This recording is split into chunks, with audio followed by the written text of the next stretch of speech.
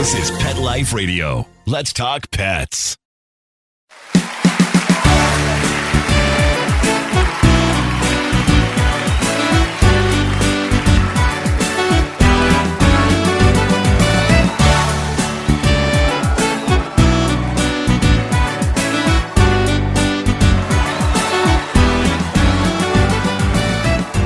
Hey guys, welcome back to another episode of Groomer Humor. First and foremost, we want to thank our producer Mark Winter and Pet Life Radio for giving us the opportunity. And as always, we want to thank you guys for tuning in and listening.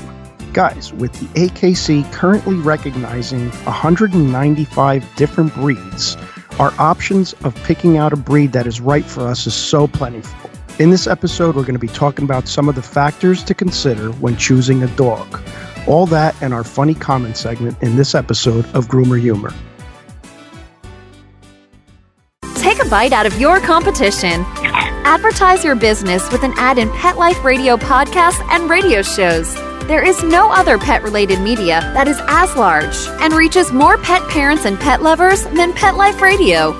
With over 7 million monthly listeners, Pet Life Radio podcasts are available on all major podcast platforms, and our live radio stream goes out to over 250 million subscribers on iHeartRadio, Odyssey, TuneIn, Stitcher, and other streaming apps. For more information on how you can advertise on the #1 pet podcast and radio network, visit PetLifeRadio.com/advertise today.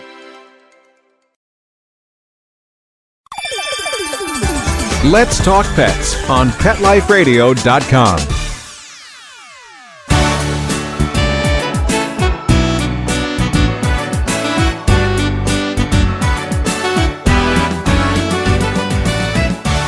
Welcome back to Groomer Humor. Guys, as always, we are your hosts. I'm Rudy V, along with Anthony Ray.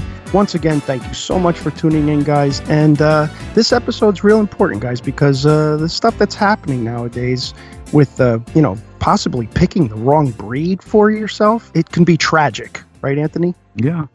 That's people probably pick a favorite breed when they're very young, where they just kind of grow up liking a specific breed, and then when they get older and they could buy their own dog, it's like, well, that's what I'm getting, and it's like you have no idea what you might be getting yourself into. Right.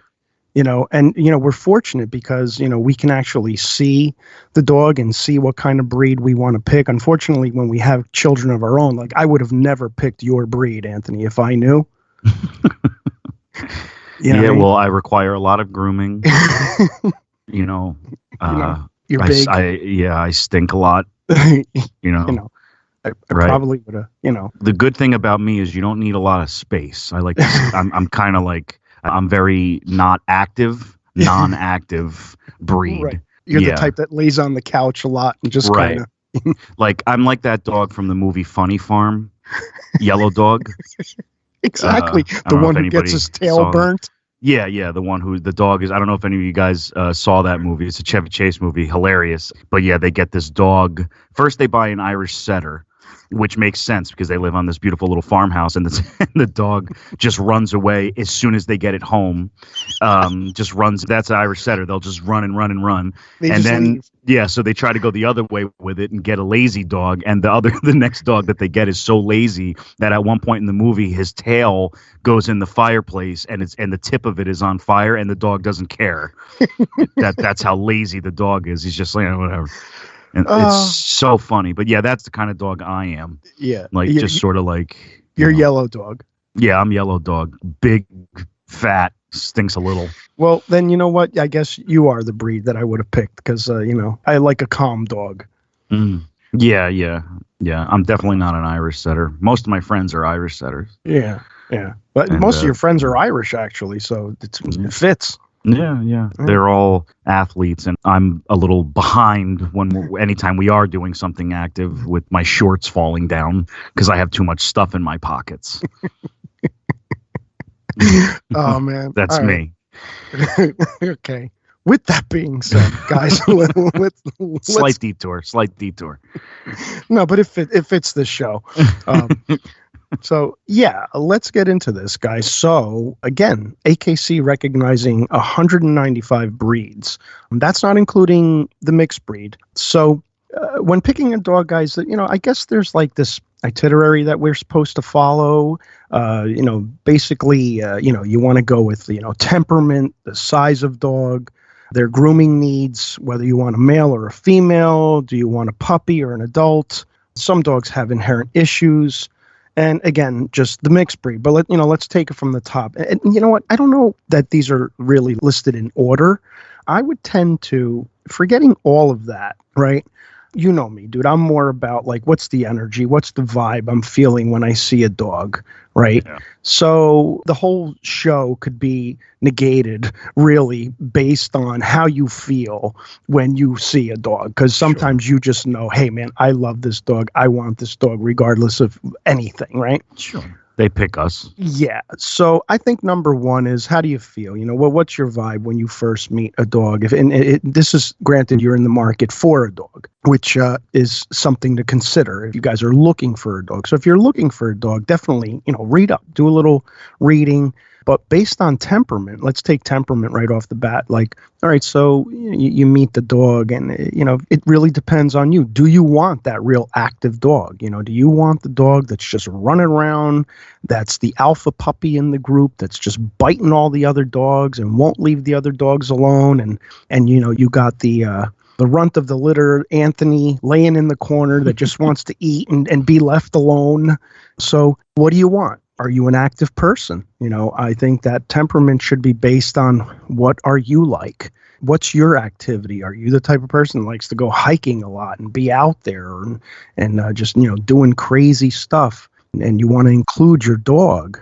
Then, you might want to pick a breed that's conducive with that.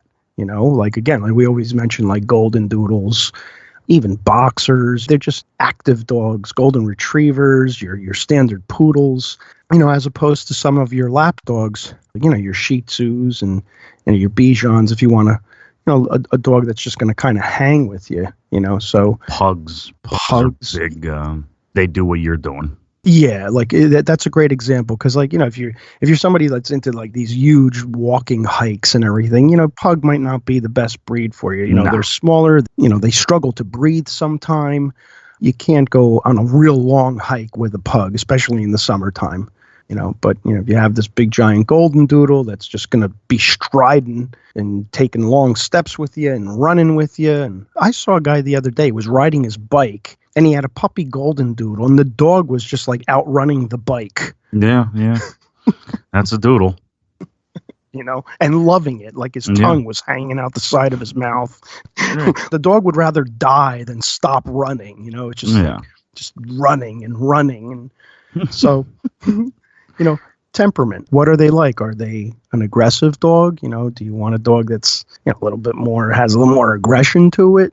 Maybe you're choosing a dog as a guard dog, as protection. You know what I'm saying? Yeah. Like Shepherds. Shepherds are good for that. Yeah. Yeah. Man. You guys, I'm sure anybody's been listening remembers the Shepherd Luna that I used to live with. She was the sweetest shepherd in the world, still is. And but you wouldn't know that from walking by the house. When you walked by the house, she would bark and bark, and it seemed she looked so aggressive. But all she wants to do is come out and play with you. Yeah, she's really sweet. But that's why shepherds make such good guard dogs. And you have some shepherds that are actually vicious. So it's like, now you're really mad. Get away from my house. Right. You want the dog that's a lot less aggressive. Like your labs. Like labs are not really real aggressive, although there are some aggressive labs. But you want that friendly dog that's great with kids, and not that shepherds aren't great with kids, because shepherds are phenomenal with kids. But again, we're just talking about inherent like temperament of certain dogs. Like, for example, you probably wouldn't want to get like a Chihuahua if you have small children. They can be very nippy. Chihuahuas are small. Everything scares them. They're kind of like a nervous breed. And now you have a little 3-year-old reaching out, grabbing the tail. Kids getting snapped at or bitten. Yeah, so, that's gonna happen. Yeah, if you have a Chihuahua. I've been bit. Not just that I've been bit. I've been betrayed by Chihuahuas in What the a past. word. Yeah, and I love Chihuahuas. They're really, really funny, Yeah. and like they're a really interesting and fun dog to have. But Mhm. I've been betrayed by a Chihuahua or two in my life. Chihuahuas remind me of Jack Russells sometimes, where Yeah. they'll go from licking your face and showing you all this affection to biting you in the cheek. Right. And it's like you're not gonna have to go to the hospital or anything from a Chihuahua bite, but it's just like, dude, I thought we were friends. Like, what happened? I thought we were friends. Yeah, you betrayed me. Right. You know. Right. Chihuahuas can go 0 to 60 in 4 seconds. So, all right. So temperament, what kind of dog you looking for? What kind of temperament you looking for? And let's get into size, the size of the dog. I mean, this is a big factor, guys. Like, for example, you don't want to get a Saint Bernard in your studio apartment. As much as you may not want your Chihuahua on your 10 acres of land, he might get picked off by an eagle or something. It happens. It really does, guys, believe it or not. So, the size of your dog really, really matters. Do you have space? Do you have a backyard? Do you have a dog that likes to run? For example, your Irish setters, your labs, your Goldens, these dogs love to run around, in particular, your mixed breeds or your border collies. Oh God. If you're going to have a border collie, you need a yard, or a nice park or something nearby that you could bring your dog to, because a border collie, I mean, these are your frisbee catchers, guys. These are your dogs that just want to run, even your standard poodles. So again, size of dog is real important. If you're a big dog person, even if you do live in a smaller apartment or house, just understand that, if you got a big dog, you're going to need a little bit more space. And depending on the individual breed's activity, you need a little bit more space. Or, again, if you have the lap dog that's kind of laid back and, your Shih Tzus, and you don't need a whole lot of space. They generally like to run around the house and stuff like that. So, yeah. Size is the biggest thing for me. I mean, obviously temperament is super important, but usually whenever I think of a dog, I guess it's because of all the dogs that we do here at the shop. Like, I'm so used to the struggle of lifting a large dog, making space for a large dog. Our cages are awesome because they have those separators where our cages sort of have this sliding door thing that makes a single cage into a cage that's about 4 times the size of it, just by sliding this door out. Just, I don't know, maybe I'm just a small dog guy, but big dogs are just like, I don't know, like there's something, especially when you think about it in like the later years where the dog kind of struggled. Like, do you have stairs in your house? Because as the dog gets older, right, get ready to be carrying your huge dog up and down the stairs. If the dog is, can't gets bad knees, and it's and also keep in mind that cute little 15-pound puppy golden doodle, within 6 months is going to be 75 pounds, and 6 months after that, it's going to be 90 pounds. So that cute little puppy that you're looking at, because you're buying with your heart and not your mind, is going to be a big dog. So size is real important. Read up what kind of dog you want, what size dog you want. Do you have the space? Do you have the means to handle a bigger dog or a smaller dog, for that matter? So yeah, size is real important. And even your small breeds, watch out for the diet, because I mean, I had a pug. Pugs are a small breed, and he was kind of chubby and he was heavy. So it's kind of like you. Yeah, exactly. He was just like his dad. So you gotta, it's, I don't know, dogs get heavy. And again, this is probably just coming from because I'm a dog groomer where I have to lift dogs all day, every day of my life. But I guess like dogs get heavy, and it's really, it's always so relieving when it's like, oh, this dog is light. I could pick this dog up with one hand. It's like most dogs you got to pick up with the scoop technique. I should do a video on that because it's a really safe way to lift your dog. I think you invented that lift. I think so. Yeah. It's a scoop lift. It's really safe. It doesn't put any pressure on the belly. Anthony Scoop Lift. Yeah. And that's my name now. Buy the book. It's just one page. Just shows you how to scoop. That's it. Done. Scoop. That's it. Scoop Lift. Yep. $10. $9.99. All right. So this next issue is one that's, near and dear to us is grooming needs. Guys, please, we can't stress this one enough because we see so many people buying dogs or rescuing dogs that require so much grooming, and now you can't get the dog groomed. So please, guys, if you don't have some grooming skills of your own, don't buy a dog that requires a lot of grooming. We can't stress this enough. We've mentioned it in our other podcasts, other episodes rather, and we've mentioned it on our YouTube channel. Please, guys, if you don't have some grooming skill, please don't go out and buy an Old English sheepdog. Old English. Okay? Yeah, and if you are going to buy a dog or rescue a dog that requires grooming, have the means to have that dog groomed.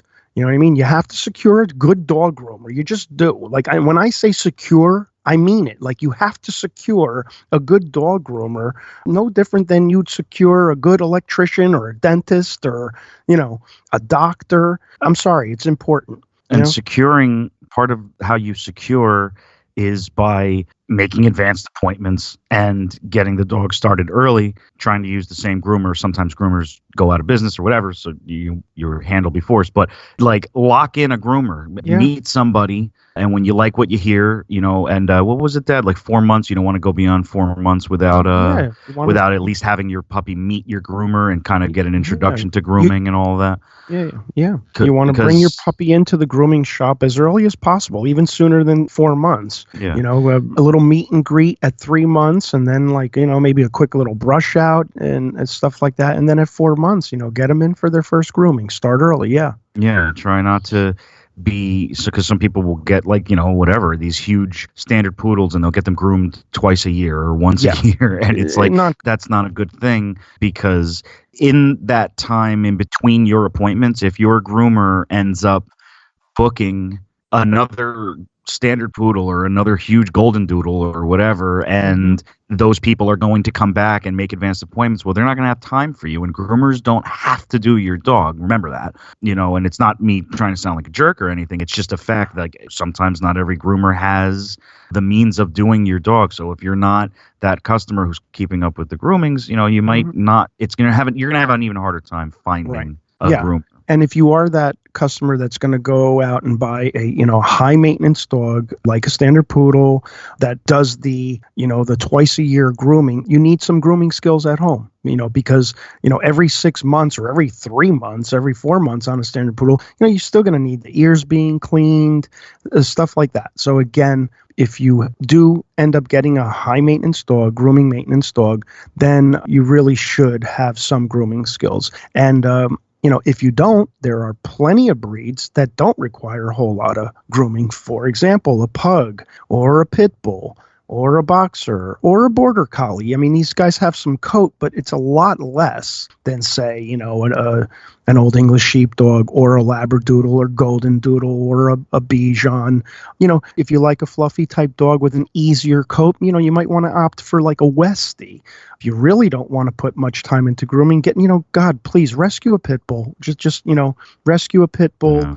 So real important, guys. Grooming needs, to be honest with you, I think that should be number 2. Heck with 3. That should be number 2. That's real important, especially now with groomers being inundated with clients. So yeah, because if you're going to have a high maintenance dog, be prepared to have a high maintenance dog. You have to. Yep. It's expensive and time consuming. Yep. And this isn't us saying don't go out, don't buy a golden doodle. No, golden doodles need homes too. But if you don't have the means of taking care of one, then what did you get the golden doodle for? Because it's cute? No, you have to make sure you're giving that. What does it's cute mean if the dog is struggling because it can't see and has knots and mats all over its body because you can't afford to get it groomed, or you don't know how to even do it yourself at all? Yeah. So you have to be prepared for stuff like that. Right. So I think, purpose of the show is really just balance your emotions with your intellect here. You know what I mean? That this is what we need to do when we're looking for a dog. Another thing is, do you want a male or a female? It's just a big deciding factor. Do you want a male? Sometimes males, a little bit more aggressive and they can be a little bit more active than some of the females. Not to say that there aren't aggressive female dogs and very active female dogs, but again, it's your preference. What do you want to do? Do you want that male? Do you want the female? And either or, we always recommend, having your dog neutered or spayed anyway. But again, you're going to see some personality difference between the male and the female dog. So, definitely that's important too. Yeah, usually I recommend female if I'm ever talking to like my friends. I love female dogs too. They're usually. You have to, obviously, again, it always sounds like it's like, don't go buy a male dog. It's like, no. That's not what I mean. I just mean usually my advice, if any of my friends ask me, what should I go after? My advice is usually, you probably go for a female, try to get a female low maintenance dog. That's usually my locked and loaded advice for anybody. Okay. Another thing is you want a puppy or an adult. You got that, that option too. You want a lot of responsibility comes with both. Are you buying a puppy? Because if you are, get ready, man. Housebreaking, teething, chewing, training, teaching. The puppies are a very, very long, drive there, guys. Just a little bit harder to raise a puppy than it is if you wanted to go out and get an adult dog that may be housebroken already and, just needs a home. So what do you want to do? Puppy or adult, Puppy, well, I guess it depends too on, a puppy is going to be a lot of work regardless. In a rescue, you might not have a lot of work, maybe. Sure. Yeah. Or you're dealing with whatever the hell happened to that poor dog before it got to you. So it could be worse one way. You don't know, but it has its own issues for sure. Right, it has its own issues. Right, a lot of people are rescuing. Yes. Nowadays. Yes. Yep. Okay. So there's another choice there. And another thing we got to talk about is health issues. Some dogs, guys, are just inherent. They have inherent health issues. So again, it's so important when picking out a dog that you do your research. Definitely. There's 195 breeds out there right now and there's going to be more that grows. They're just going to, have other breeds jump on board as well. But some of these breeds have inherent health issues. Of course, like we always mention, your Cavalier Spaniels, they're notorious for having really, heart problems, weak hearts. As sweet as they are, it's one of the problems that they have. No different than, say, your labs. Your labs generally have hip problems, especially like your larger males. They always develop pretty bad cases of hip dysplasia where, Anthony mentioned earlier, are you carrying around this 80-pound dog now as it gets older with bad hips, or a Cocker Spaniel that's notorious for ear infections, Again, guys, just check out their health issues, their inherent health issues on certain breeds. It's real important because, if you do have a Cocker Spaniel, you're probably going to, have a lot of vet visits because of ear infections and things like that. Yeah. That's probably going to be, the health stuff is going to be the most overlooked by everybody, because when you're looking at a puppy anything, all you're seeing is how beautiful and cute that puppy is. It's almost impossible to think, oh, look at this puppy Cavalier gonna have could have a bad heart one day.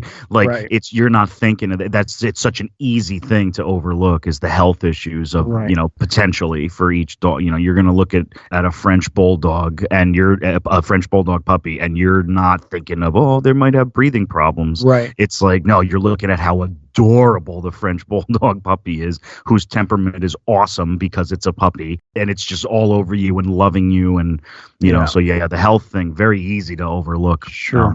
You should think of that hard. Believe me, I understand. Yeah. So ultimately, guys, we're always here. We recommend rescuing dogs because there's just so many dogs out there that need a home. But let's not exclude the beautiful mixed breed in all of this. Usually, guys, when you get into the mixed breeds, you generally have a much healthier dog, depending on what they're mixed with.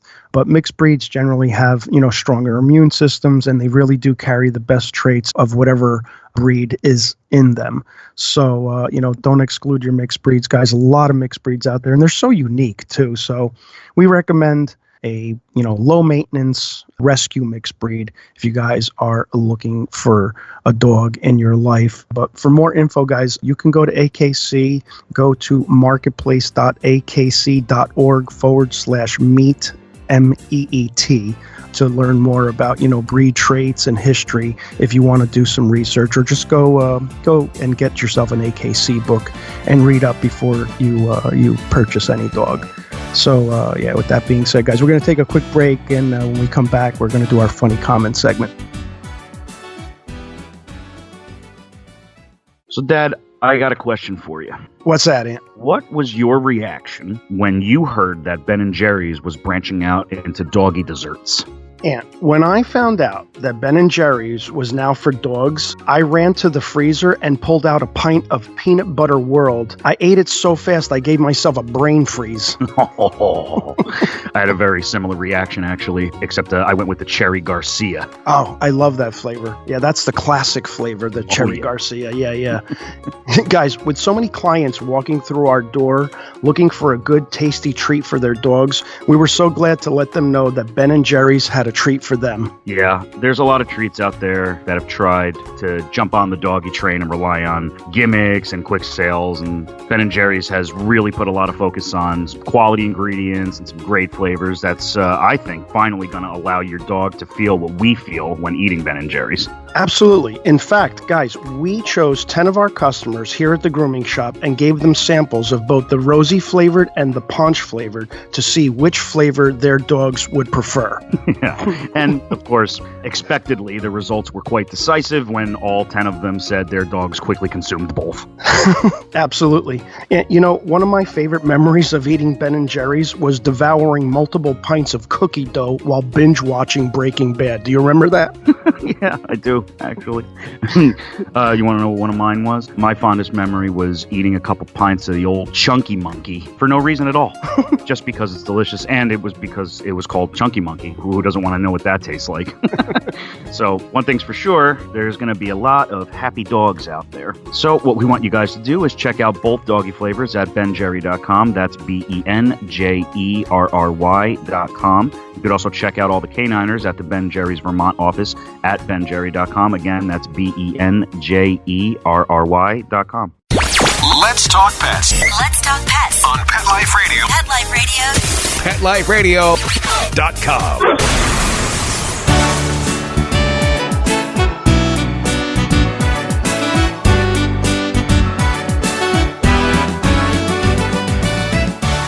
Welcome back to Groomer Humor on Pet Life Radio. We are your hosts as always. I am Anthony Ray, hanging out with my dad, Rudy B, and we're just talking about dogs as usual, talking about different reasons and to not get a dog or to get a dog, certain breeds specifically.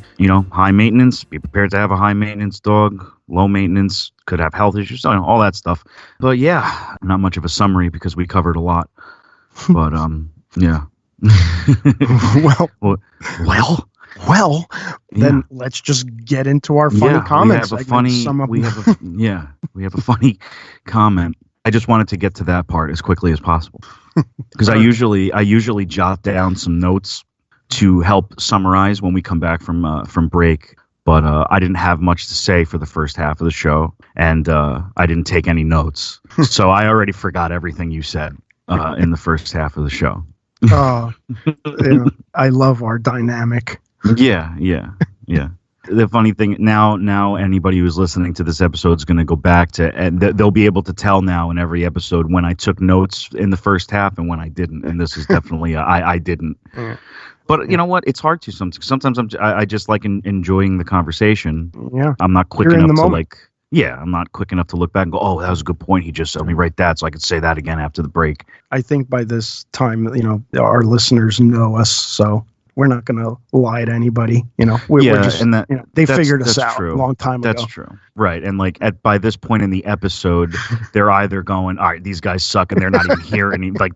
Those people aren't even here anymore. Right. And the people who are still here, they love us already. So they're not going to let me not taking notes. He didn't summarize the episode. So I'm done with these guys. That's not going to happen. Or halfway through, you got the listener that's going, all right, these guys are just talking out of their ass. They're boring me. So, These guys are stupid. These guys are stupid. Yeah. So anyway, let's get to this funny comment segment, guys. I'm a professional. We love this one. This was so funny. We had to interact with this lady, but anyway, she writes, my dog is so dumb. I love him, but when I call his name, he runs the other way. And when I ignore him, he jumps all over me and doesn't leave me alone. What the F? Please help me. He also barks at nothing there. Barks at nothing there. So, when we read that, it was just the image of this dog driving this girl crazy. Yeah. It's hysterical. Yeah. And then so we reached out to her. We asked her, not being able to help her at all because we can't help her. We said, what kind of dog is it? And she said it was a Gordon Setter mix. Yeah. So Google.